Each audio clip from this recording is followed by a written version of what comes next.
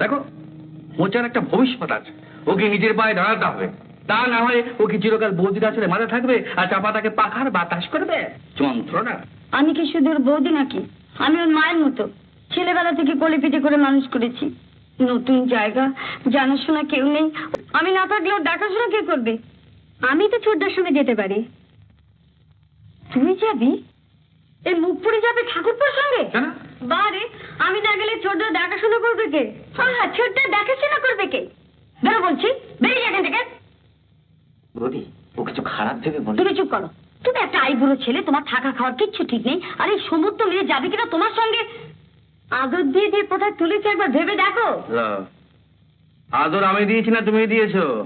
তুমি তো ওকে ছোটবেলা থেকে আদর দিয়ে দিয়ে মেয়ের মতো মানুষ করেছো। বেশ করেছি, আরো করবো।